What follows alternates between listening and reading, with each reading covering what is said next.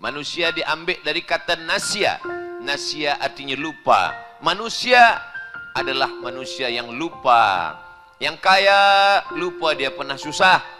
Yang berkuasa lupa bahwa dia rakyat jelata. Orang yang berilmu alim lupa bahwa dia awam, dia manusia. Maka ketika kita ini manusia, yang mengingatkan kita adalah orang lain. Itulah ajaran Islam. Islam mengajarkan kita untuk membetulkan, untuk mengislah, untuk memperbaiki kalau ada silap dan salah.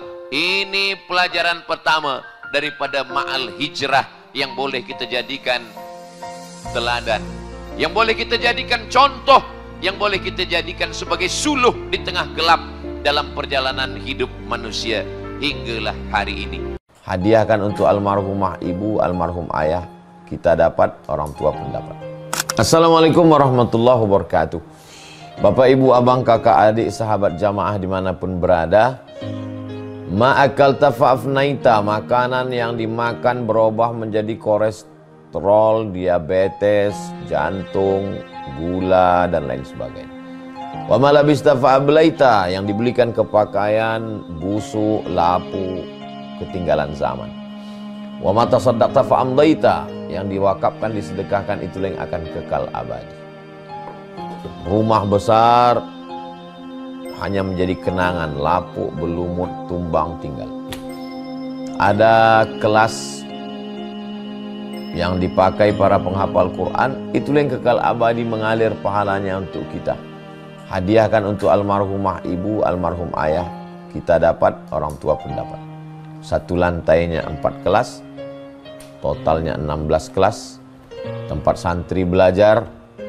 Yang sekarang santri belajar di asrama. Asrama bisa dibuat kelas, tapi nanti pindahkan ke kelas semua. Mari kita support pembangunan, kirimkan semen, batu bata, kerikil, pasir, besi, dan lainnya. Berkah selalu, barakallahu fikum. Wassalamualaikum warahmatullahi wabarakatuh.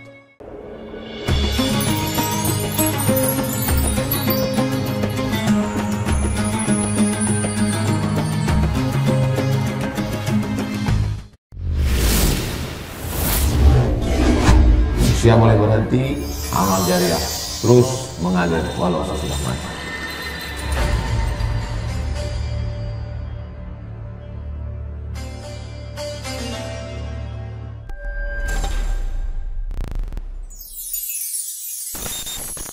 Assalamualaikum warahmatullahi wabarakatuh.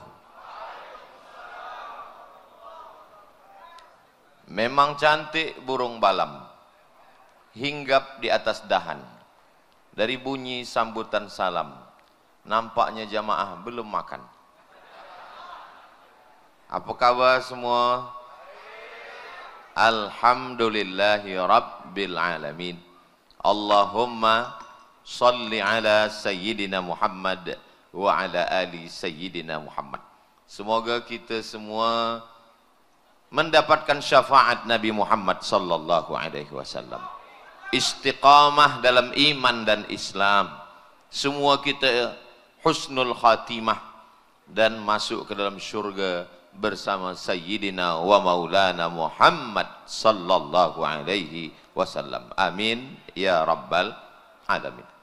Yang berhormat Datuk Dr. Azman bin Ibrahim, yang berhormat Datuk Cik Muhammad Zulkifli bin Jusoh, yang berhormat Tuan Haji Azbi bin Saleh, yang berhormat Ustaz Dr. Ridwan Muhammad Nur, yang berhormat Tuan Muhammad Husaimi bin Hussein, Encik Ahmad Rizal bin Mamat, Ustaz Ahmad Azhar bin Harun Musa.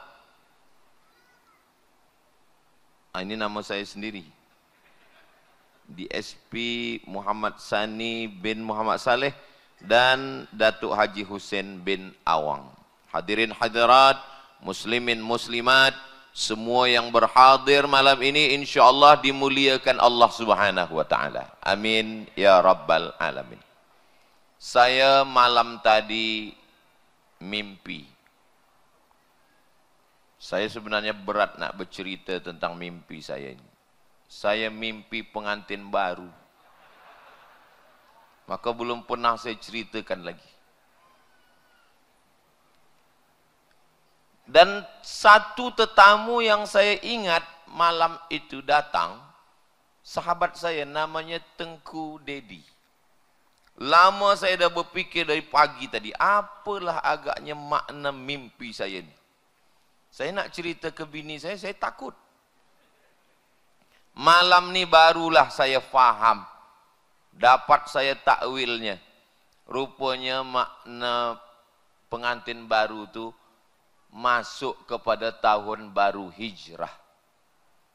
Kenapa tetamu saya yang datang tu yang saya ingat cuma satu, Tengku? Rupanya saya menghadapi tahun baru hijrah tahun 1447, tazkirah saya yang pertama di negeri Melayu Kuala Besut. Di tengah orang-orang Melayu, di kerajaan Melayu, tempat orang-orang yang berpegang kepada Al-Quran dan Sunnah Rasulullah Sallallahu Alaihi Wasallam. Saya kenapa berani Ustaz Samad bercerita tentang ini? Ada saya pernah terbaca tentang cerita seorang lelaki, dia bercerita ke isteri dia. Kata dia pada isteri dia, "Istriku, malam tadi saya mimpi saya menikah."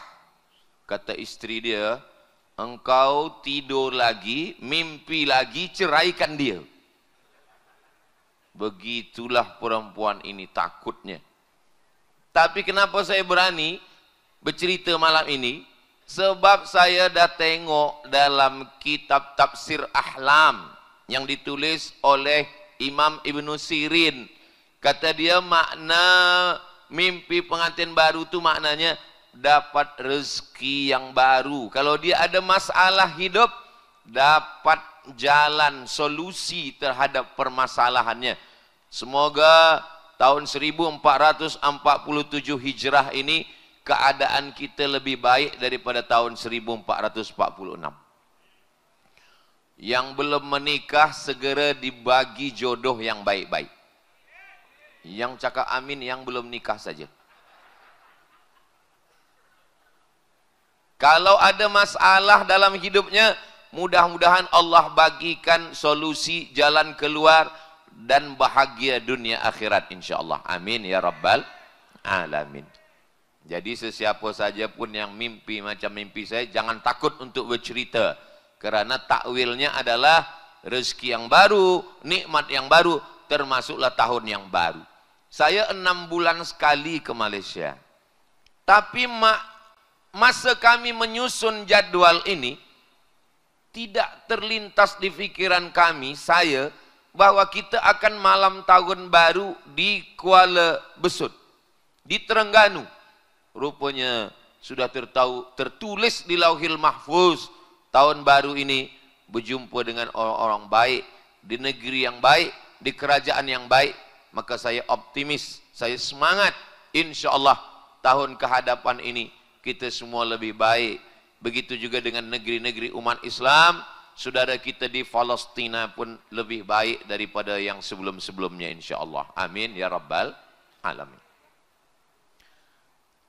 Apa yang boleh kita ambil pelajaran daripada ma'al hijrah ini? Maka saya ringkaskan, saya khulasahkan, ada 5 yang perlu kita bawa balik daripada tazkirah malam ini. Kira-kira yang 5 ni boleh kita ingat-ingat, boleh kita bawa balik ke rumah kita masing-masing nanti insya-Allah. Yang pertama sekali, dulu bila ditanya, bila Nabi Muhammad sallallahu alaihi wasallam lahir? Tahun gajah. Bila Abu Hurairah masuk Islam? Tahun Khaybar. Bila Hamzah meninggal dunia? Tahun Uhud. Bila Ka'bah dibersihkan dari berhala-berhala? Tahun Fathu Makkah. Mereka tidak pernah menjawab tahun 1, tahun 2, tahun 3, tahun 4. Tak ada. Kenapa mereka tidak pernah menjawab tahun 1, tahun 2? Sebab mereka belum lagi ada tarikh. Hari bulan ada, bulan pun ada. Sebab Allah cakap dalam firmankan dalam Al-Quran, na'udzubillahi minasyaitonir rajim, inna iddatash syuhuri indallahi 12 syahra fi kitabillah yauma khalaqas samawati wal ard.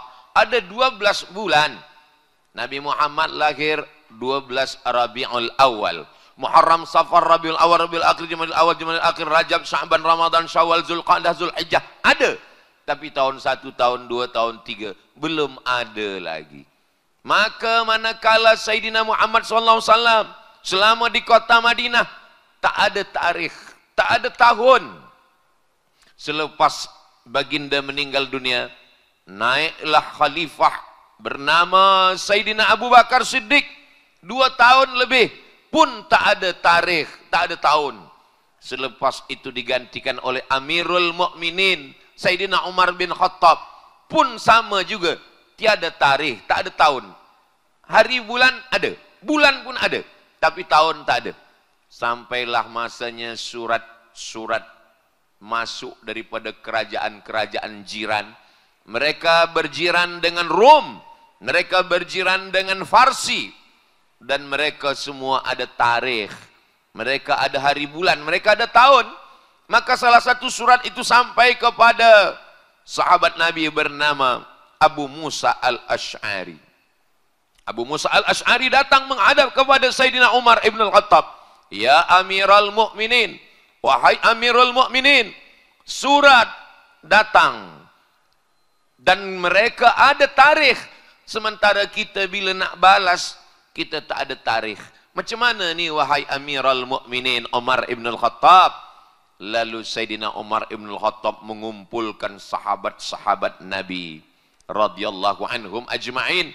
Dikumpulkan semuanya. Sayyidina Uthman, Sayyidina Ali, Sayyidina Talha, Sayyidina Zubair ibn Awam. Dan ketika itulah mereka bermusyawarah. Wahai para sahabat Nabi sekalian, sampai hari ini kita belum lagi ada tarikh tahun. Macam mana kita nak menetapkan tahun dalam Islam? Kata satu sahabat, kita tetapkan tahun Islam ini startnya mula masa Nabi Muhammad sallallahu alaihi wasallam lahir. Ketika Nabi lahir, itulah kita buat tahun 1. Tahun pertama kita. Tapi ternyata sahabat yang lain tidak bersetuju. Kata sahabat lain, bila Nabi Muhammad SAW lahir, yang mabuk tetap mabuk, yang berzina maaf tetap berzina. Mereka berjudi, mereka minum khamar. Maka adakah pendapat yang lain? Lalu datang sahabat lagi mengatakan, bagaimana kalau tahun 1? Tahun pertama itu kita mulai daripada turunnya Al-Quran. Iqra' bismi rabbikal ladzi khalaq, khalaqal insana min 'alaqin, iqra' wa rabbukal akramul ladzi 'allama bil qalam, 'allamal insana ma lam ya'lam. Tahun itulah kita guna tahun 1. Sahabat yang lain tidak bersetuju. Kata sahabat lain, manakala turun Al-Quran, manusia tetap berbuat maksiat. Lalu kemudian ada pula pendapat yang ketiga. Bagaimana kalau tahun Islam itu kita mulakan daripada wafatnya baginda, meninggalnya Rasulullah sallallahu alaihi wasallam. Alhamdulillah, pendapat yang ketiga ini pun ditolak. Kalaulah tahun Islam itu dimulai dari meninggalnya Nabi, tahun kita namanya tidak tahun hijrah, bukan ma'al hijrah, tapi ma'at ta'ziyah. Sebab tahun meninggalnya Nabi, dan kita pun malam ini menangislah mengenang wafat meninggalnya Sayyidina Muhammad sallallahu alaihi wasallam. Lalu apa kata Sayyidina Ali karramallahu wajhah? Al-hijratu tufarriqu bainal haqqi wal batil.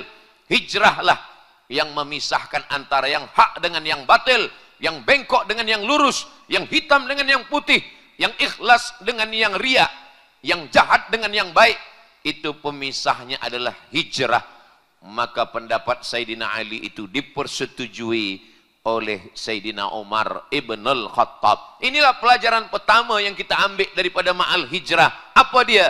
Wa amruhum syura bainahum. Orang beriman memutuskan perkara dia berdasarkan syura, bermesyuarat. Orang beriman tidak memaksakan pendapatnya, Begitu juga di dalam rumah tangga, suami bertanya kepada istri, bagaimana agaknya biduk rumah tangga kita ini ke hadapan.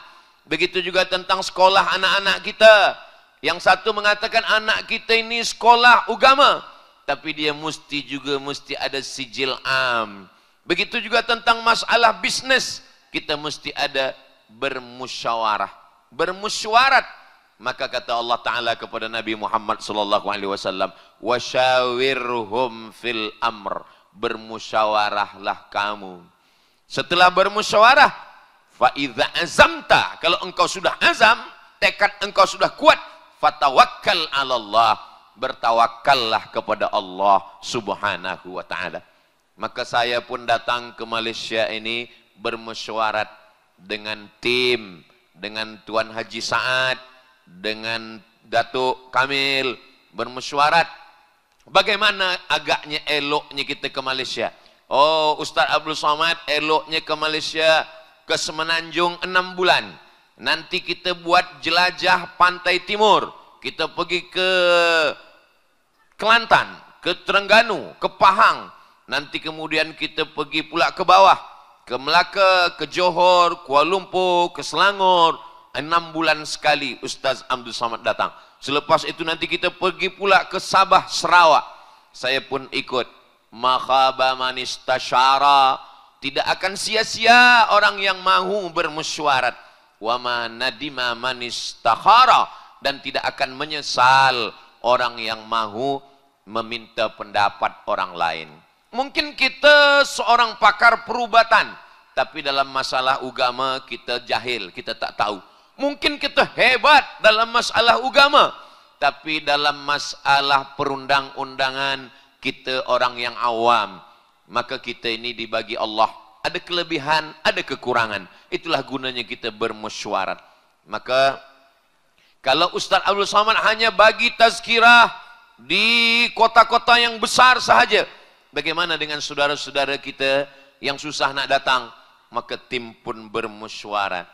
Sedangkan Sayyidina Umar bin Khattab, macam mana Umar bin Khattab itu imannya? Kata Nabi Muhammad sallallahu alaihi wasallam, "Ma salaka Umar fajjan qattu illa salaka syaitanu fajjan ghaira fajjika." Kalau Umar bin Khattab itu berjalan di suatu jalan, ini Umar bin Khattab ini jalan di suatu jalan, maka setan akan lari ke jalan yang lain. Setan takut melalui jalan yang dilalui oleh Sayyidina Umar bin Khattab. Meskipun begitu, Umar bin Khattab tidak memaksakan pendapat dia. Dia tetap tanya orang lain. Dia tanya sahabat-sahabat. Dia tanya kepada Sayyidina Ali. Umar bin Khattab yang imannya kuat, kalau dia berjalan lalu di satu jalan, setan tak berani lalu di jalan dia. Dia pun tetap bertanya ke orang lain. Bagaimana pula dengan kita sekarang? Ustaz Abdul Somad kalau lalu di satu jalan macam mana? Setan bukan lari, ikut berjalan dengan sama saya sekali. Al-insan, insan, manusia. Makanul khata' wan nisyan. Tempatnya silap, tempatnya salah, tempatnya lupa. Siapa yang mengingatkan saya? Yang mengingatkan saya adalah saudara-saudara saya. Wa tawasaw bil haq, menasehati dalam kebenaran. Wa tawasaw bis sabr, menasehati dalam kesabaran. Jangankan cakap saya, jangankan pendapat saya, topi saya miring pun saya tak tahu. Mesti ada orang lain yang bagi tahu ke saya. Maka kalau miring, terpesong ke kanan ke kiri, tolong bagi tahu sekarang. Jangan ambil gambar, upload di Instagram. Nanti orang komen semua. Miring ke kiri ke kanan nih Ustaz Abdul Somad. Bagi tahu, kata Imam Syafi'i, kalau kamu nak bagi tahu kelemahan saya, kekurangan saya, janganlah di hadapan orang banyak. Sebab itu akan menjatuhkan marwah, martabat, kehormatan, kemuliaan saya. Tapi bila kita nak luruskan, nak betulkan saudara kita, kita berdua bersama dengan dia. Kamu ada silap, kamu ada salah. Kalau ada manusia mengatakan, saya tak pernah lupa, saya tak pernah khilaf, saya tak pernah salah, masa itu dia sedang lupa, dia sedang silap, dan dia sedang salah. Kita ni manusia. Manusia diambil dari kata nasya. Nasya artinya lupa. Manusia adalah manusia yang lupa. Yang kaya, lupa dia pernah susah. Yang berkuasa, lupa bahawa dia rakyat jelata. Orang yang berilmu alim, lupa bahawa dia awam. Dia manusia. Maka ketika kita ini manusia, yang mengingatkan kita adalah orang lain. Itulah ajaran Islam. Islam mengajarkan kita untuk membetulkan, untuk mengislah, untuk memperbaiki kalau ada silap dan salah. Ini pelajaran pertama daripada ma'al hijrah yang boleh kita jadikan teladan, yang boleh kita jadikan contoh, yang boleh kita jadikan sebagai suluh di tengah gelap dalam perjalanan hidup manusia hinggalah hari ini. Dalam keluarga, dalam pemerintahan, dalam kekuasaan, dalam bisnis, dalam bersahabat, kita mesti minta pendapat orang lain. Sebelum menikah, kita mesti bertanya kepada orang lain. Bahkan sampai kepada nama anak pun bertanya kepada orang lain. Tadi bila saya di airport, sebelum terbang menuju Kota Baru, dari Kota Baru terus ke Kuala Besut, saya datang sahabat kirim WhatsApp, Ustaz Abdul Somad, ini ada anak baru lahir. Siapalah agaknya nama yang sesuai? Oh, teringat saya. Kita sekarang perlu kawan, kita perlu sahabat. Cuba bagi nama dia Hawari. Apa arti Hawari itu, Ustaz? Hawari adalah penolong saya. Nanti bila kita susah, anak ni menolong kita. Bila kita dah tua, anak ni akan tolong kita. Bagi nama dia Hawari, penolong saya. Oh, Hawari ni elok, Ustaz, tapi sikit betul. Boleh tak tambah sikit? Oh, kalau gitu, Ruhi Hawari, Hasbi Hawari. Ruhi, orang yang aku sayang. Orang Arab kalau dia nak panggil sayang, ia Ruhi, ia Hayati, ia Fuadi, kata dia. Ia Ruhi, engkaulah rohku, my spirit.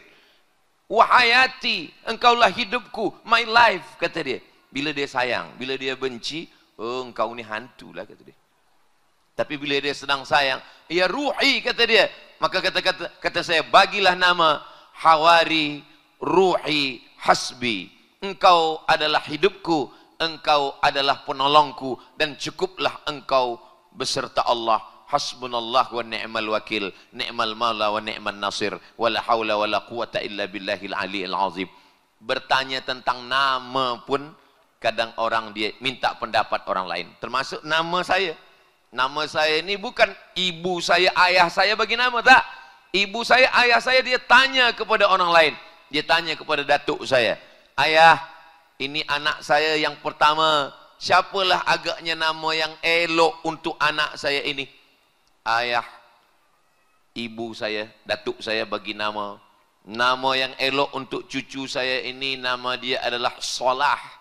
Salah bahasa Arabnya baik, pakai hak. Hak, Salah, baik. Tapi orang Melayu di tempat saya, Salah tu nama ikan, ikan selar. Kata mak saya, takkan nama anak saya nama ikan, ikan Salah, kata dia. Kau carilah nama lain. Datuk saya bagi nama, ini nama elok lagi. Siapa nama dia? Abdus Somad. Itulah dibagi nama Abdus Somad. Nama qari di Mesir, namanya Syekh Abdus Somad, Abdul Basit, Abdus Somad. Dibagi nama. Nama yang paling elok adalah nama yang paling rendah. Abdun, hamba, sahaya, rendah, bukan siapa-siapa. Tapi bila nama itu bersanding dengan Allah, maka nama itu menjadi mulia. Abdun, hamba, disandingkan dengan nama Allah. Abdullah, Abdul Rahman, Abdul Rahim, Abdul Somad. Maka kata mak saya, inilah nama yang saya pilih. Alhamdulillah, nama saya disebut orang hampir dalam setiap sembahyang. Apalagi orang itu tak hafaz surah-surah yang panjang. Qul huwallahu ahad, Allahus samad. Nah, malam Jumat pun dia baca juga. Pindah rumah, lahir anak, kenduri, mati, tahlil, semua dia baca. Qul, senang saja. Banyak budak-budak kecil ingat nama saya. Siapa? Ustaz Somad. Kenapa? Qul huwallahu ahad, Allahus samad. Nama pun kita minta daripada orang lain. Begitulah Allah Subhanahu wa taala mengajarkan kita bermusyawarah, bertanya kepada orang yang tahu. Apa tanda orang Melayu bertanya ketika dia tak tahu? Maka budi bahasa, tutur kata yang baik-baik, ini pelajaran pertama daripada ma'al hijrah. Yang kedua, Nabi Muhammad SAW ketika berhijrah itu, jangan bayangkan Nabi itu hijrah, dia melangkah dari rumah, Bismillahi tawakkaltu ala Allah, la haula wa la quwata illa billah. Saya serah pada Allah, saya tawakal pada Allah, nak mati, matilah. Oh, bukan begitu. Hijrah Nabi Muhammad SAW itu ada cara, ada manhaj, ada metode. Bagaimana caranya? Nabi tidak terus hijrah, bukan direct hijrah. Dia transit dulu di gua, di batas bukit, namanya Jabal Sur. Lalu kemudian naik ke atas Jabal Sur. Mesti ada yang menemani di atas Jabal Sur. Itulah dia Sayyidina Abu Bakar Siddiq radhiyallahu an. Tapi di atas tempat tidur Nabi, di bilik Nabi, nanti orang kafir Quraisy akan masuk ke bilik Nabi dan mereka akan mencari Nabi. Mesti ada pula seorang yang tidur di tempat tidur Nabi. Itulah dia Sayyidina Ali bin Abi Talib radhiyallahu an. Lalu kemudian yang di atas itu, mereka tidak turun selama 3 hari 3 malam. Mesti ada yang membawakan makanan di atas. Yang membawakan makanan itu adalah seorang perempuan, namanya Asma binti Abi Bakar radhiyallahu anha, anak daripada Abu Bakar Siddiq, dan dia saudara perempuan daripada Sayyidatuna Aisyah radhiyallahu anha. Dan di atas itu pula mereka tak tahu apa yang terjadi, hal ehwal di kota Makkah Al-Mukarramah. Mereka mesti tahu bagaimana berita di kota Makkah Al-Mukarramah. Sebab masa itu belum ada lagi www.google.com. Maka mesti ada yang membawa berita ke atas. Maka naiklah sahabat namanya Abdullah bin Abi Bakar Siddiq. Bila siang dia di Makkah, bila malam dia naik ke atas membawa berita apa yang terjadi. Dan di bawah ini mesti ada yang menjaga. Kalau tiba-tiba saja musuh-musuh ni naik ke atas, macam mana? Maka mesti ada yang menjaga di bawah. Dia membawa kambing, dia mengembala kambing. Orang kafir Quraisy menengok, oh ada pengembala kambing di bawah. Dan dia adalah Amir bin Fuhairah. Dan mereka di atas 3 hari 3 malam. Hijrah itu hari Khamis. Hijrah itu bermula daripada hari Khamis. Dan malam pertama di Jabal Sur itu adalah malam Jumat. Masya Allah, tabarakallah. Hari ini pun bertepatan dengan hari Khamis. Dan malam pertama di Jabal Sur adalah malam Jumat. Malam ni saya malam pertama nih di Jabal Sur. Di Kuala Besut. Malam Jumat, malam Sabtu, malam Ahad, 3 malam. Hari Ahad malam Isnin barulah dia bertolak menuju Al-Madinah Al-Munawwarah. Maka pelajaran yang kedua daripada ma'al hijrah adalah strategik. Jangan hanya pasrah saja, bertawakal saja kepada Allah tanpa ada cara, tanpa ada ikhtiar, tanpa ada usaha. Ini bukan ajaran Islam. Saya tak ingin kita menghadapi ma'al hijrah tahun baru 1447 ini tak ada ikhtiar kita sama sekali. Nanti seorang istri bertanya kepada suaminya, abang, macam mana kita menghadapi ma'al hijrah ini? Kita pasrah saja pada Allah. La haula wa la quwata illa billah. Apa yang nak terjadi, terjadilah. Nak mati, matilah. Bukan ajaran Islam. Ketika datang seorang sahabat Nabi, ya Rasulullah, ya, saya nak masuk ke dalam masjid, ya, ini saya ada unta, saya ada kuda, saya tambat dulu, saya ikat dia ke batang kurma, atau saya lepas saja begitu. Sebenarnya sahabat ni pun tahu. Sahabat ni tahu bahawa bila kuda, unta ni tidak diikat, dia pasti akan lepas. Dia cuma nak tahu bagaimana ajaran Islam. Apa kata Nabi SAW? Iqilha wa tawakkal. Tambatkan dulu, ikatkan dulu. Selepas itu barulah bertawakal kepada Allah Subhanahu wa ta'ala. Maka hijrah ini, cuba kita fikir malam ini malam pertama kita, first night kita. Maka kita berfikir, apa yang boleh kita lakukan pada tahun 1447 nanti. Saya bersama tim 1447 nanti kita akan pasang jadwal tazkirah di masjid, di padang, di university, di kampung, masuk ke dalam hutan. Apa yang boleh kita laksanakan? Kita pun semua berfikir tentang pendidikan anak-anak kita, bagaimana mereka boleh mengaji, bagaimana mereka tidak habis waktu sebab social media ini. Maka ini semua mesti ada strategik, mesti ada langkah, mesti ada ikhtiar. Orang yang hanya berserah kepada takdir Allah dan dia tidak mahu berusaha, ini adalah kelompok sesat, namanya Al-Jabriyah. Al-Jabriyah ini diambil dari kata jabr. Jabr artinya terpaksa. Jabriyah ini sesat, bukan ahli sunnah wal jamaah. Al-Jabriyah ini kata dia hidup ini terpaksa. Terpaksa kerana takdir. Maaf cakap. Bila ada orang Jabriyah ini ditangkap, lalu kemudian dia melakukan perbuatan zina, dia mencuri, dia merompak, bila ditanya, kenapa awak minum khamar? Kenapa awak berzina? Kenapa awak mencuri? Kenapa awak merompak? Apa kata dia? Sebenarnya saya tak mau berzina, sebenarnya saya tak mau mencuri, saya terpaksa kerana takdir. Ini namanya aliran sesat Al-Jabriyah. Masa Sayyidina Umar bin Khattab manusia macam ni pernah ada. Lalu dia minum khamar, dia mabuk. Kata Sayyidina Umar, tangkap dia. Bila dia ditangkap, dibawa ke mahkamah. Lalu hakim bertanya kepada dia, kenapa awak minum khamar? Kata dia, saya minum khamar kerana saya terpaksa. Sebenarnya saya tak nak minum khamar, tapi takdirlah yang sudah memaksa saya minum khamar. Apa kata Sayyidina Umar bin Khattab? Hukum dia 2 kali. Kenapa 2 kali Amirul Mukminin? Kenapa 2 kali wahai khalifah? Yang pertama, dia minum khamar. Yang kedua, sebab dia bicara takdir tanpa ilmu. Begitulah dalam Islam kita diajarkan ada ikhtiar, ada usaha, ada strategik, ada yang disebut dengan kemahuan manusia untuk berbuat. Sedangkan orang yang hanya berserah kepada Allah Subhanahu wa taala, maka manusia ini terbagi kepada 2. Orang yang hanya berusaha dan merasa semua hasil usahanya dia, tak ada Tuhan. Ini adalah orang yang sombong. Hanya berusaha, tidak mau berdoa. Ini orang yang sombong. Hanya ikhtiar, tidak mau sholat. Ini orang yang sombong. Adapun orang yang hanya berserah diri saja, tidak mau berusaha, ini orang yang pesong. Kita tidak sombong dan tidak pesong. Maka kita berserah, tapi setelah berserah, kita berdoa. Setelah berdoa, kita serahkan kepada Allah Subhanahu wa taala. Ya Allah, pada tahun 1447 Hijriah ini, kami berstrategik. Di malam yang pertama, kami berkumpul bersama-sama.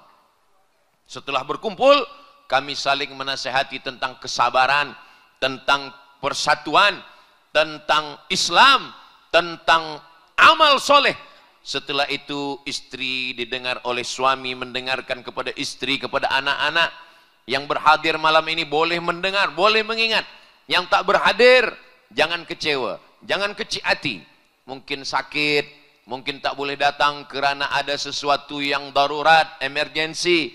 Jangan berkecil hati. Sebab dia boleh tonton ulang tazkirah Ustaz Somad di Kuala Besut malam ini di channel Ustaz Abdul Somad Official. Jangan lupa subscribe, like, share, and comment. Nanti dia boleh share kepada saudara mara dia. Inilah yang disampaikan Ustaz Abdul Somad, bahwa ketika Isra Mi'raj itu perjalanan ilahi. Isra Mi'raj hanya Nabi SAW bersama malaikat Jibril, bersama Burak, terus saja. Tapi ma'al hijrah dia penuh dengan strategik. Ada yang tidur di tempat tidur Nabi, Sayyidina Ali. Ada yang mengawani, menemani di Jabal Sur, Sayyidina Abu Bakar. Ada yang membawakan makanan, Asma binti Abi Bakar. Ada yang mengembalakan kambing di bawah, Amir bin Fuhairah. Ditunggu sampai 3 malam dan bertolaknya di waktu malam. Kenapa tidak bertolak di waktu siang?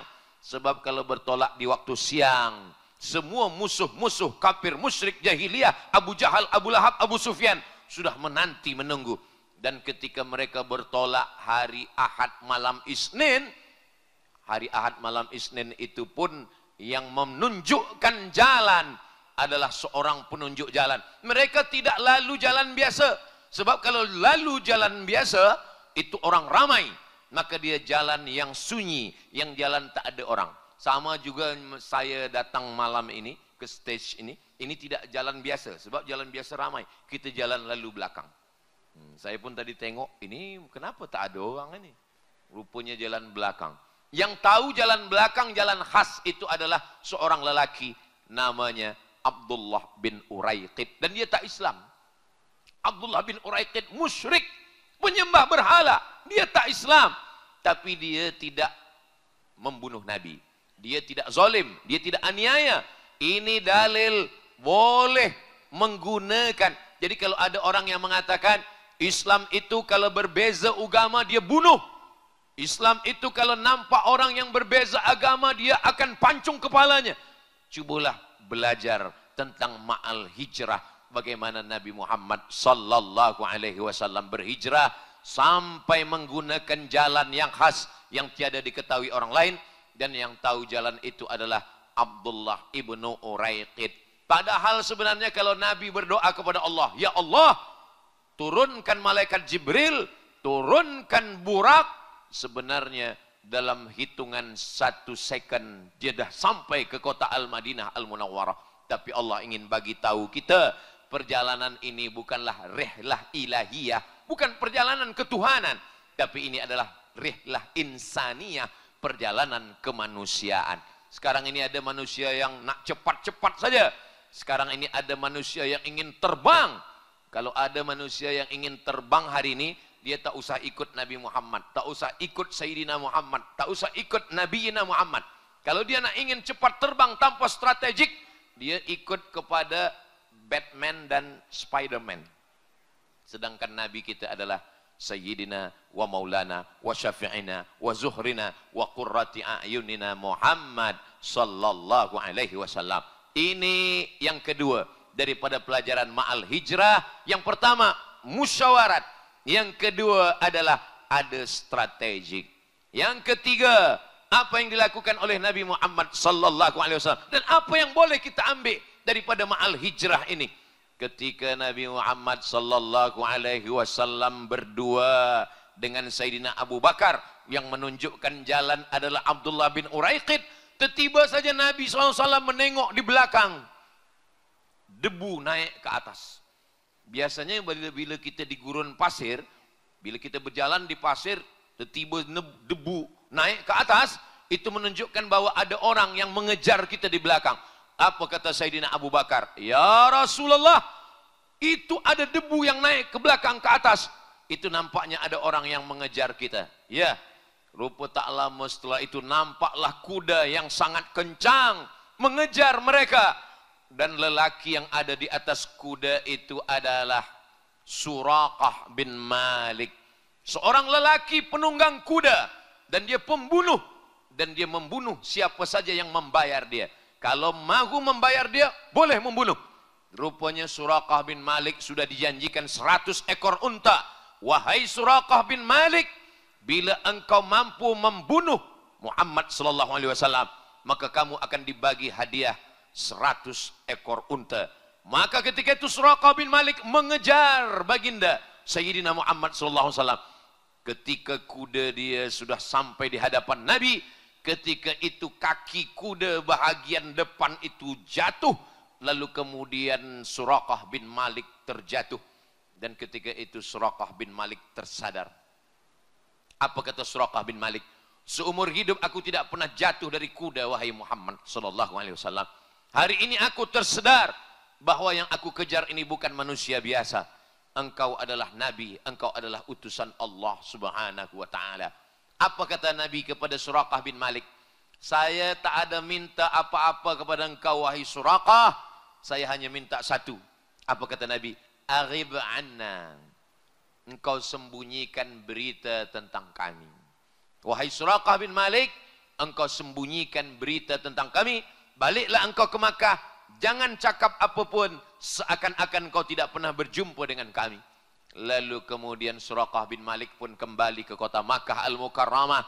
Apa pelajaran yang boleh kita ambil Yang boleh kita ambil adalah Suraqah bin Malik dari rumah dia ingin membunuh Nabi. Suraqah bin Malik dari rumah dia ingin memancung kepala Nabi. Suraqah bin Malik berangkat dari rumah dia ingin mendapatkan 100 ekor unta. Suraqah bin Malik dari rumah ingin mendapatkan dunia. Tapi apa yang terjadi?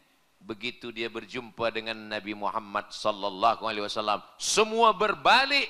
Yang pertama ingin membunuh, ingin menghadang, ingin menghalang. Tapi rupanya yang terjadi tidaklah begitu. Bayangkan dengan kita yang ingin mencari rezeki halal, bertolak dari rumah dengan nama Allah. Bismillahi tawakkaltu 'ala Allah wa atasamtu billah la haula wala quwata illa billah. Tapi di tempat yang halal kita melakukan yang haram. Nauzubillah, summa nauzubillah. Kita ambil pelajaran daripada Suraqah bin Malik. Dia tidak memenggal memancung kepala Nabi Muhammad sallallahu alaihi wasallam. Maka nanti bila kita mati, kita berjumpa dengan Nabi sallallahu alaihi wasallam, kita malu sebab kita sebelum pergi ke tempat yang haram kita sudah beriman. Sebelum kita melakukan perbuatan yang haram, kita sudah menyebut nama Allah. Suraqah bin Malik dari rumah dia tak ada menyebut nama Allah. Dari rumah dia membenci Rasulullah. Dari rumah dia ingin memancung kepala Rasulullah. Tapi rupanya setelah dia balik, dia menemukan titik untuk berbalik kepada jalan yang baik. Mudah-mudahan yang selama ini masih lagi berbuat maksiat, masih lagi berbuat dosa, masih lagi belum tahu jalan ingin kembali, maka tak ada salah, tak ada silap. Semua manusia ini pernah salah. Kullu bani Adam khatta'un. Semua manusia ini silap salah. Wa khairul khatta'in at-tawwabun. Sebaik-baik orang yang salah adalah orang yang mau meminta maaf kepada manusia, bertobat meminta ampun kepada Allah Subhanahu wa taala. Mudah-mudahan semua kita, dosa-dosa kita tahun 1446, 1445, 1444 semuanya diampunkan Allah, dan masa yang akan datang 1447 ini semuanya diganti Allah dengan kebaikan-kebaikan. Amin ya rabbal. Illa man taba, orang yang bertobat, wa amana, beriman, wa amila amalan salihah, beramal soleh. Allah cuma minta 3 saja dari kita. Yang pertama taubat, yang kedua beriman, yang ketiga beramal soleh. Kalau sudah lakukan yang ketiga, ulaika, mereka itu kata Allah, yubaddilullahu sayyiatihim hasanat, diganti Allah semua yang buruk-buruk, semua yang tak elok, semua dosa diganti Allah dengan kebaikan-kebaikan. Dosa mata, dosa telinga, dosa hati, dosa lisan, dosa fikiran, semua diganti Allah Subhanahu wa taala. Di antara kita semua ni mana ada orang tak ada dosa? Man kasura kalamuhu kasura saktuhu. Bukan hadis Nabi, ini pepatah bahasa Arab. Man kasura kalamuhu kasura saktuhu. Siapa yang banyak cakapnya, dialah yang paling banyak salahnya. Ini di antara kita semua ni, siapa yang paling banyak salah? Saya lah. Jamaah ni segan pula nak cakap Ustaz Somad lah banyak salah. Tapi insya-Allah cakap saya ni 1 jam 60 minit akan selesai insya-Allah. Man kasura kalamuhu kasura saktuhu. Maka ketika Nabi SAW melalui jalan itu, Nabi meneruskan perjalanan. Suraqah bin Malik pun balik ke kota Makkah Al-Mukarramah. Nabi meneruskan hijrah. Suraqah kembali dalam keadaan tidak membawa apa-apa, dan dia tidak menceritakan ke mana perginya Nabi Muhammad sallallahu alaihi wasallam. Ma'al hijrah yang keempat, ketika Nabi sallallahu alaihi wasallam melalui tempat pengembalaan kambing. Ada unta, ada lembu, ada kambing. Tradisi orang musyrik jahiliyah masa itu, belum Islam lagi. Bila lalu di tempat pengembalaan kambing, kita boleh minta air susu kambing. Assalamualaikum, waalaikumsalam. Kami ini musafir, haus, tak ada air. Boleh kami minta air susu kambing? Kata penjaga pengembalaan kambing ini, kata dia, sekarang ni musim panas, musim tak ada turun hujan, dan kambing-kambing kurus. Bila kamu nak ingin mencuba, cubalah.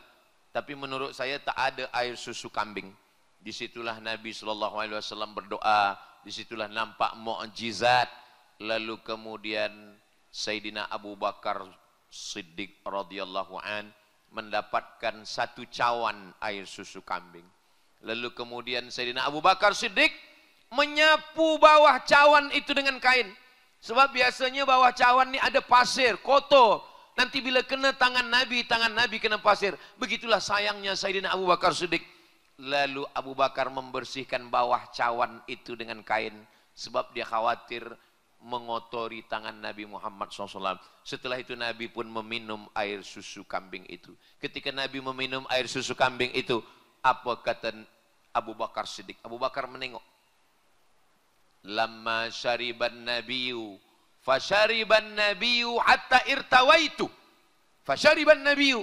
Nabi meminum air susu kambing itu hatta irtawaitu, sampai hausku hilang. Saya manakala membaca sirah, sejarah Nabi itu ada nama khas, namanya sirah. Sejarah Nabi. Khas untuk sejarah Nabi namanya sirah. Fasyariban nabiyyu, Nabi minum hatta irtawaitu, sampai haus saya hilang. Ini nampaknya kalimat ini ada yang salah. Yang minum Nabi. Kenapa haus Abu Bakar boleh hilang?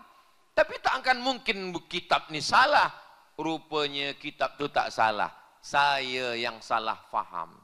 Faham saya belum sampai lagi kepada itu.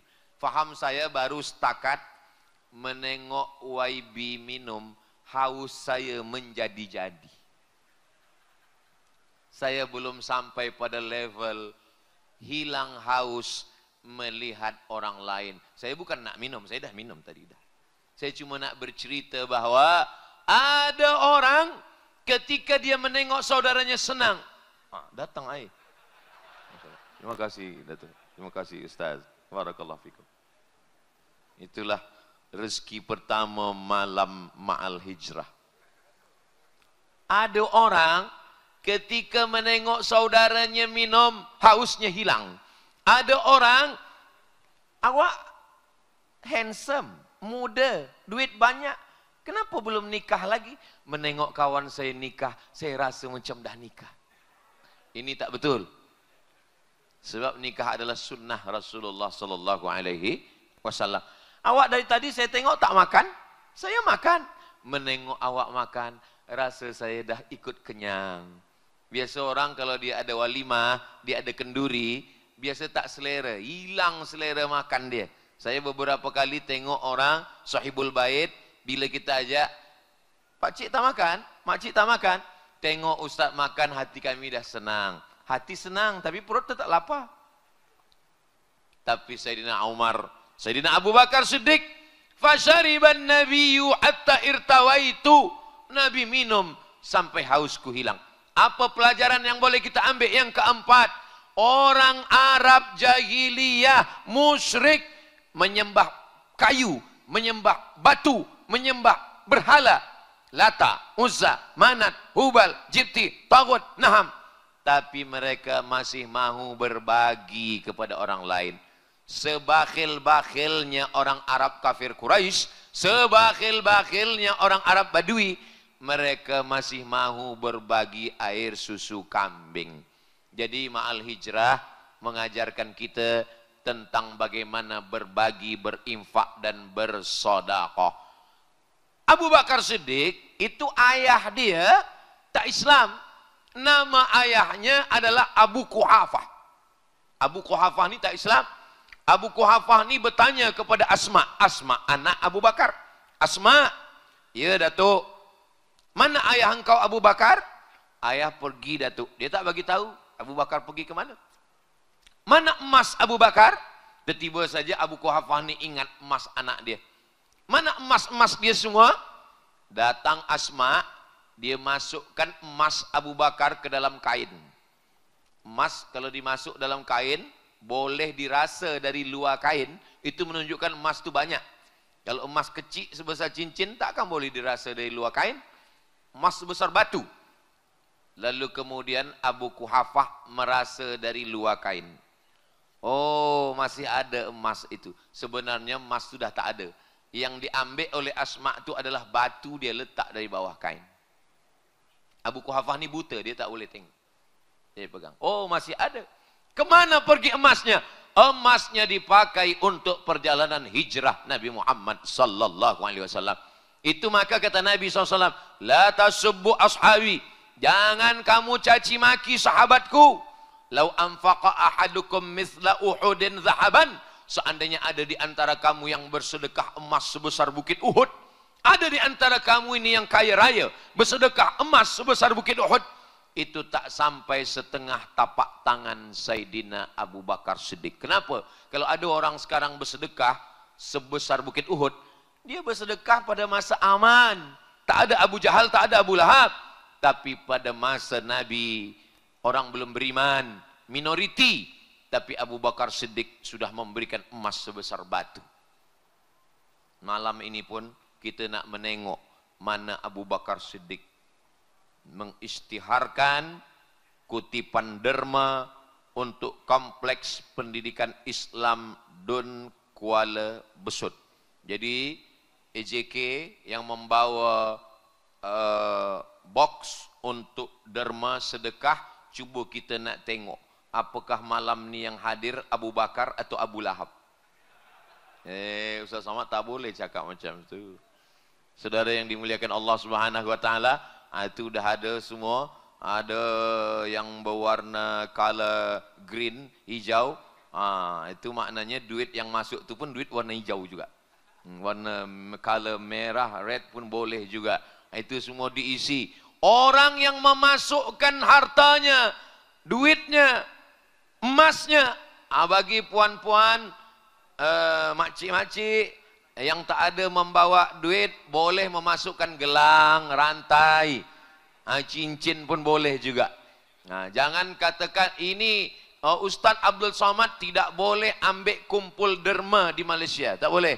Ini akan diguna untuk kutipan derma untuk kompleks pendidikan Islam Dun Kuala Besut.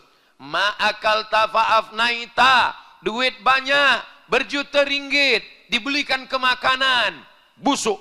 Yang dimakan, busuk. Wa malabista fa'ablaita, yang dipakai, lapuk. Wa matasaddaqta fa'amdaita, yang dimasukkan untuk derma, itulah bekal hari esok. Yang dimakan busuk, yang dipakai lapuk. Untuk derma, itulah yang boleh menjadi amal jariah untuk hari esok. Begitulah Allah Subhanahu wa taala mengajarkan kita. Yatsba'ul mayyita salasun, yang mengiringi mayat ada 3. Bila kita mati, yang mengiringi kita bukan ramai. Walaupun kawan, sahabat, suami, istri, anak, cucu, menantu, jiran, semua datang. Tapi sebenarnya yang mengiringkan jenazah kita cuma 3. Yang pertama mal, harta. Yang kedua ahluhu, keluarga. Harta balik ke rumah, kereta balik ke rumah, motosikal balik ke rumah. Dan anak, menantu, cucu, kawan, sahabat, jiran pun balik. Yarji usnani, yang 2 ni balik ke rumah. Wa yabqa wahidun, yang tinggal kekal bersama kita hanya 1 saja. Apa dia? Wa amaluhu, amal itulah yang kekal bersama kita insya-Allah. Maka saya mengajak bukan untuk diri saya.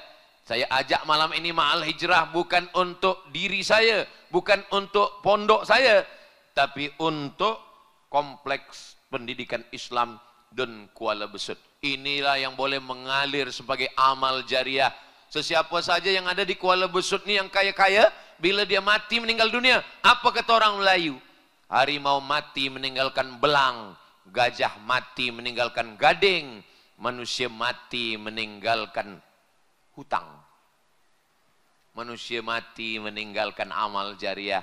InsyaAllah, kalau kompleks pendidikan agama Islam ini nanti tegak berdiri, budak-budak Kuala Besut baca Quran, hafaz Quran, baca kitab, InsyaAllah kubur kita 24 hours. Subuh, zuhur, asar, maghrib, isyak, subuh, tarawih, witir, doa, mengalir hafazan Quran mereka. Anak kita, na'udzubillah, insyaAllah kita berdoa semoga semua anak-anak kita soleh dan solehah. Amin. Andai mereka tak soleh, na'udzubillah, tetap juga mengalir. Dari apa? dari beberapa yang kita bagikan untuk derma kompleks pendidikan Islam ini, maka itulah yang membuat kita lapang di kubur sebagaimana doa Allahumma ja'al kuburahum raudhatan min riyadil jinan. Ketika kita membagi derma, Allah kirimkan 2 malaikat. Hadisnya ada dalam Sahih Al-Bukhari. Apa kata malaikat yang pertama? Allahumma a'ti munfiqan khalafa. Orang yang menderma, bagilah dia ganti ya Allah. Yang mendoakan ini malaikat yang pasti dikabulkan Allah. Bagi dia ganti ya Allah. Tapi Allah Maha Adil. Yang tak menderma, Allah kirim juga malaikat satu lagi. Apa doa dia? Allahumma a'ti mumsikan talafa. Yang tidak menderma, binasakanlah dia ya Allah. Saya bukan nak bagi takut-takut, nah. Saya cuma nak cerita saja. Rasakanlah balik dari sini nanti. Mungkin selipar hilang, kasut hilang, bini hilang. Na'udzubillah. Mudah-mudahan yang belum membagi sekarang masih ada masa, dia boleh datang pada EJK, dia boleh bagikan berapa yang dia mampu. La yukallifullahu nafsan illa wus'aha. Kita hanya dituntut apa yang kita mampu. Kalau kita seekor gajah, bawalah batang kelapa. Tapi kalau kita hanya seekor semut, bawalah beberapa gula. Kalau kita hanya makhluk kecil yang bukan apa-apa dan bukan siapa-siapa, kita boleh tolong sesuai dengan kemampuan kita. Kelak masanya kita akan dituntut di hadapan Allah. Keluar dari rahim, keluar dari rahim ibu kita, kita tak bawa apa-apa. Dan di dunia ini kita punya apa-apa. Dan nanti manakala kita mati menghadap Allah pun balik, tak ada membawa apa-apa. Itulah yang akan kita pertanggungjawabkan di hadapan Allah. La tus'alunna yawma idzin anin na'im. Semua nikmat akan ditanya Allah Subhanahu wa taala. Semua. Rupa-rupanya sampai juga ke atas nih. Saya pun akan ditanya juga nanti. Hilang pula duit ringgit tadi. Masya Allah, Masya Allah. Saya sebenarnya tadi dah pura-pura tak nampak, tapi dia tengok juga saya. Nanti kita akan diminta di hadapan Allah SWT. Hai Abdul Somad, engkau hanya bagi tazkirah saja, engkau hanya bercakap saja, engkau hanya suruh orang saja. Kita pun akan diminta tanggung jawab di hadapan Allah Subhanahu wa taala.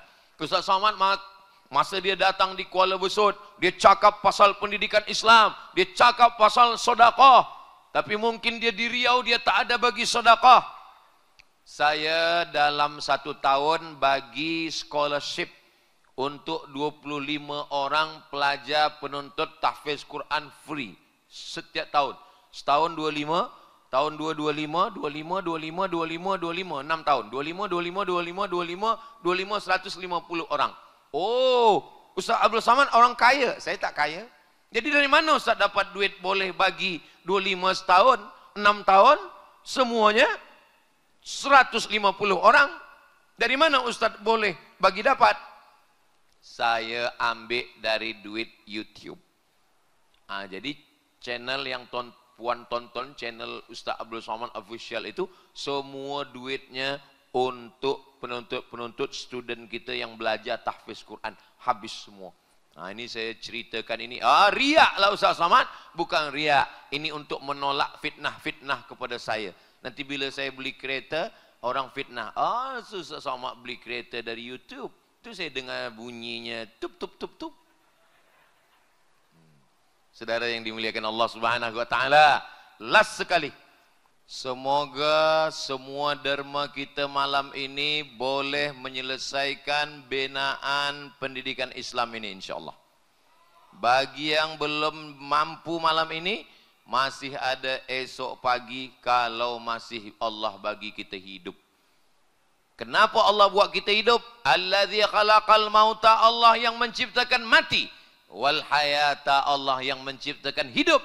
Kenapa Allah buat kita masih hidup tahun 1447 ini? Liyabluwakum ayyukum ahsanu amala.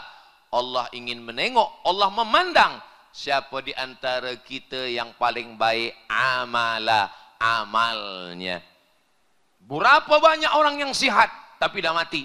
Berapa banyak orang yang muda mati? Kita masih hidup malam ini. Allah masih izinkan kita beramal 1447 dari mula maghrib sampailah kepada esok subuh, sampai berterusan. Allah sedang menengok, memandang, apakah kamu aku kasih hidup beramal atau tidak. Last sekali yang kelima, apa iktibar pelajaran yang kita ambil dari ma'al hijrah adalah bahwa dunia ini lapang. Kalau kita susah di kota Makkah, kita boleh pergi ke Habasyah. Susah di Habasyah, pindah ke Taif, tak diterima di Taif, pindah ke kota Al-Madinah Al-Munawwarah. Kalau Nabi Muhammad SAW, Sayyidul Awwalina wal Akhirin, Sayyidul Kaunaini was Thaqalain, manusia termulia, tapi dia tetap juga pindah 500 km, 8 hari 8 malam, naik kuda, naik unta, jauh. Macam mana kita? Jadi sebenarnya nenek moyang kita, datuk-datuk kita semuanya adalah hijrah. Dunia ini bukan tempat kita.